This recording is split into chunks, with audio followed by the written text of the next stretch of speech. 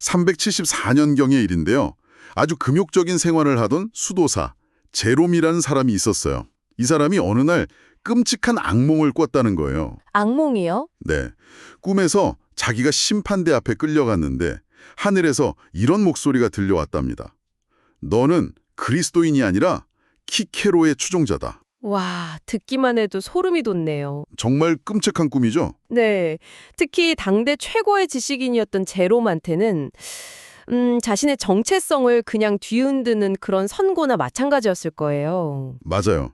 그리고 사실 이 악몽이 오늘 저희가 깊이 파고들 자료의 핵심 질문을 딱 담고 있는 것 같아요.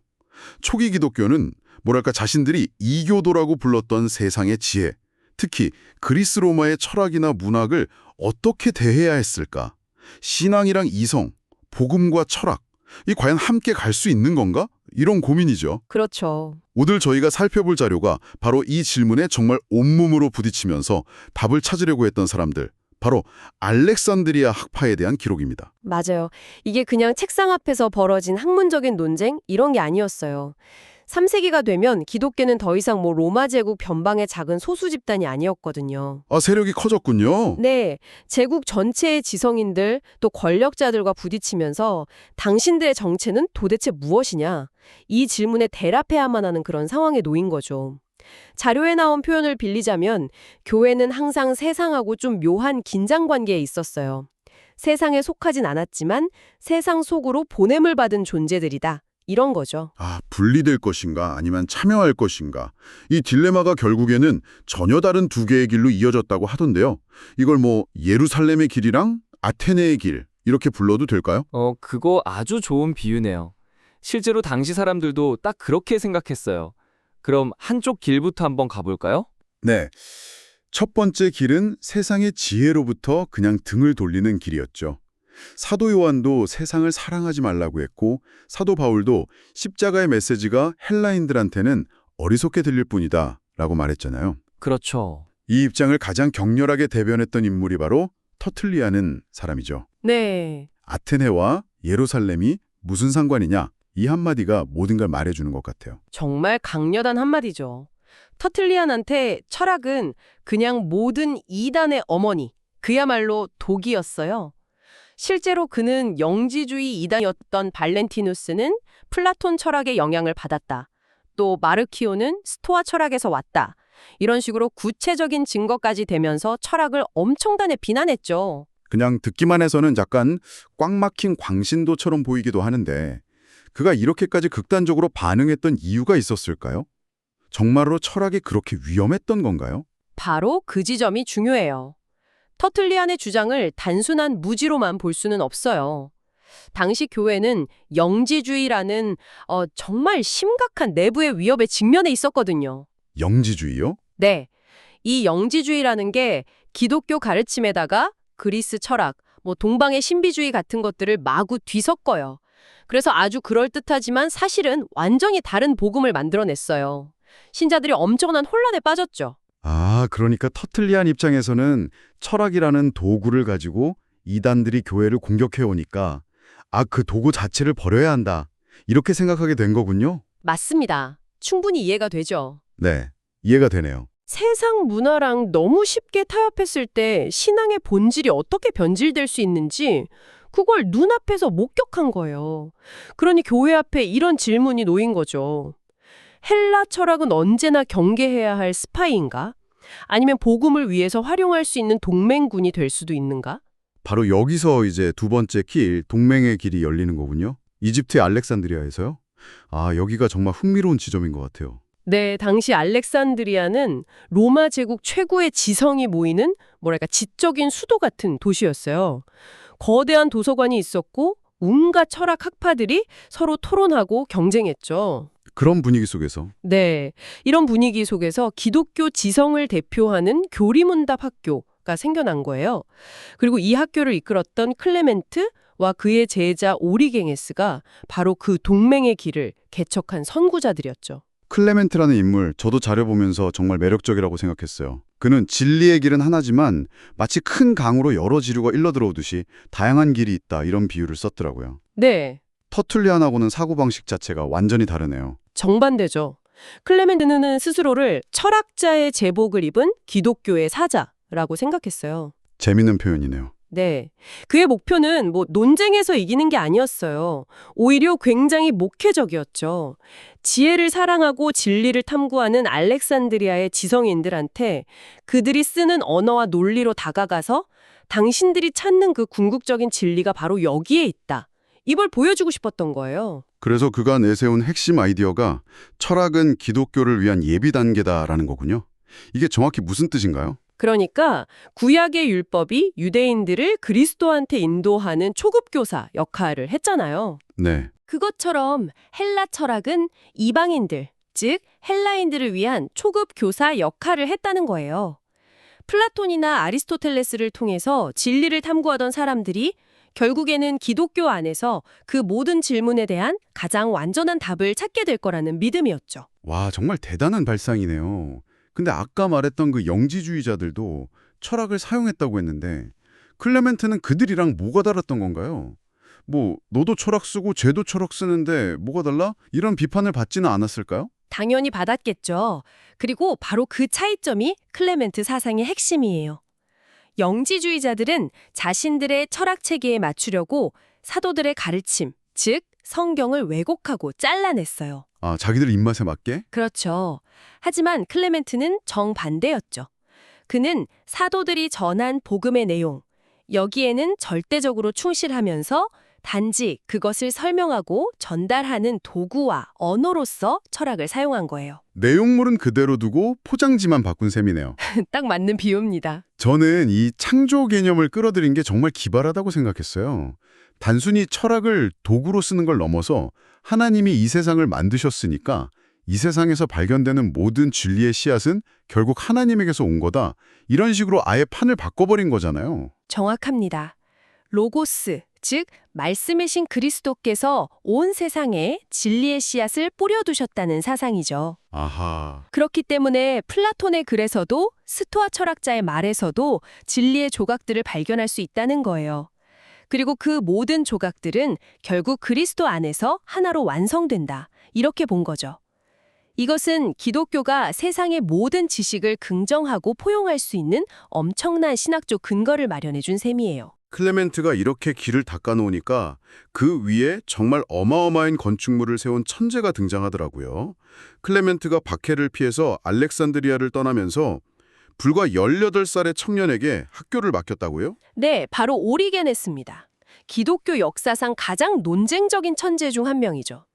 그는 독실한 기독교인 가정에서 자랐고 심지어 아버지가 신앙 때문에 순교하는 걸 직접 목격하기도 했어요. 아, 어린 나이에. 네, 그런 경험 때문인지 그의 신앙은 아주 깊고 또 뜨거웠죠.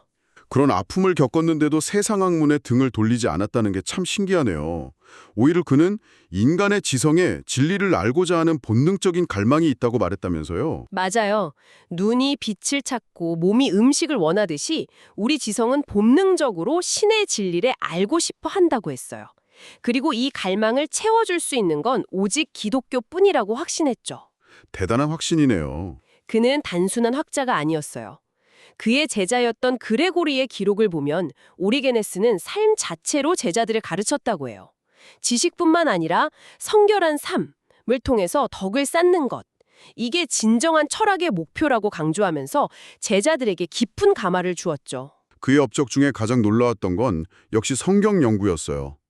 헥사플라라는 걸 만들었다고요? 아, 헥사플라. 네, 이게 정확히 뭔가요? 지금으로 치면 성경 비교 분석 데이터베이스 같은 거예요. 아, 데이터베이스요? 네, 당시 구약 성경은 히브리어 원본이랑 여러 그리스어 번역본이 있었는데 본문마다 조금씩 차이가 있었거든요. 오리게네스는 이 문제의 정확성을 기하기 위해서 무려 6개의 다른 버전을 6개나요? 네, 히브리어 원문, 히브리어를 그리스어로 음역한 것, 그리고 4개의 다른 그리스어 번역본, 이걸 수십 년에 걸쳐서 하나의 두루마리에 나란히 기록했어요. 한 구절을 6개 버전으로 동시에 비교하면서 읽을 수 있게 만든 거죠. 와, 상상만 해도 어마어마하네요. 정말 엄청난 작업이었어요. 그런데 그가 단순히 텍스트 비평만 한 게 아니라 아주 독특한 성경 해석 방법을 제시했다고요? 성경에는 3가지 차원의 의미가 있다고 봤다면서요? 네, 바로 그 지점이 오리게네스를 이해하는 핵심입니다. 그는 성경 본문에는 첫째, 누구나 알 수 있는 문자적 의미가 있고, 둘째, 우리 삶에 적용되는 도덕적 의미가 있고, 마지막으로 가장 깊은 차원의 신앙의 신비를 담고 있는 영적 혹은 풍유적 의미가 숨어 있다고 봤어요. 왜 그렇게 복잡하게 해석을 해야 했을까요? 그냥 문자 그대로 읽으면 안 되는 건가요? 좋은 질문이에요. 그가 이런 해석법을 발전시킨 이유는 바로 이단들 때문이었어요. 아, 또 이단이군요. 네, 아까 말한 영재주의자들처럼 이단들은 성경의 특정 구절 몇 개만 뚝 떼어내서 자기들 교리에 유리하게 뭐랄까 아전인수격으로 해석하는 경향이 있거든요. 예를 들면요.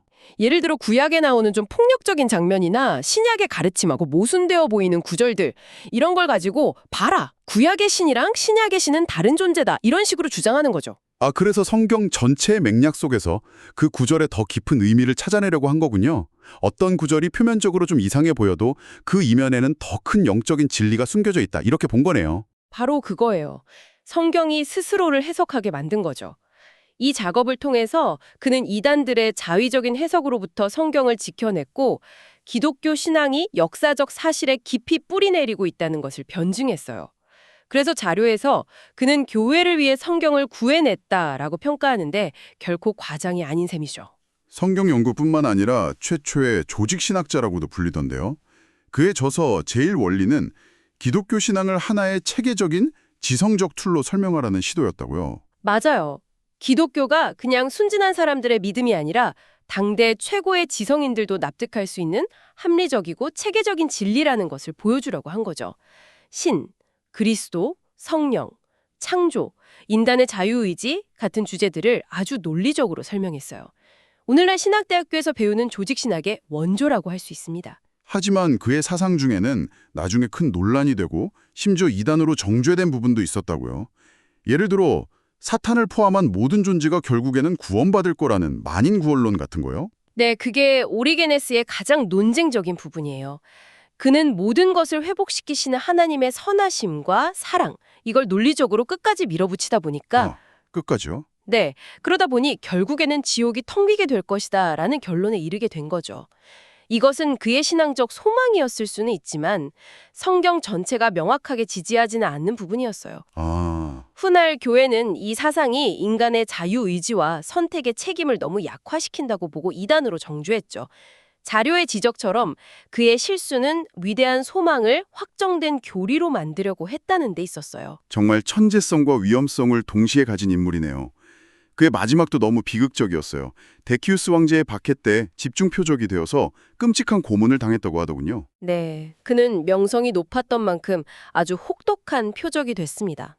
기록에 따르면 당국이 그를 바로 죽이지 않고 그의 신앙을 꺾으려고 상상할 수 있는 온갖 고문을 다했다고 해요. 아, 결국 그는 풀려났지만 그 고문의 후유증을 이기지 못하고 3년 뒤에 세상을 떠났죠. 18살에 학교를 맡아서 평생을 기독교 지성을 위해 바친 학자의 마지막으로는 너무나 안타까운 결말이었어요. 자, 그럼 이 모든 것을 종합해 봤을 때 클레멘트와 오리게네스의 이 대담한 시도 결국 성공한 걸까요? 아니면 터툴리안의 경고대로 헬라 철학이 복음의 본질을 흐리게 만든 실패한 실험이었을까요? 자료는 분명히 성공이었다고 평가해요. 물론 오리게네스의 경우처럼 위험한 길을 가기도 했지만 큰 그림에서 보면 그들은 복음의 핵심을 놓치지 않으면서도 당대 지성인들의 세계로 깊이 들어가는 데 성공했습니다.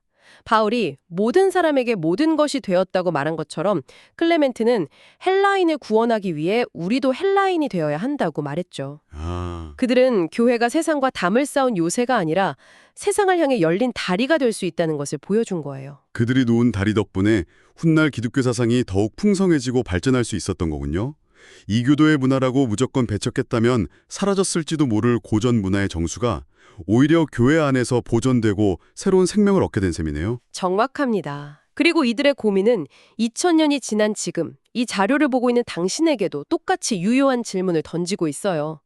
당신의 신앙은 오늘날의 과학, 심리학, 정치 철학, 예술과 어떻게 만나고 있나요? 그것들로부터 스스로를 분리시켜야 안전하다고 느끼시나요? 아니면 그 속으로 과감히 참여해서 대화하고 씨름해야 한다고 생각하시나요? 정말 중요한 질문이네요.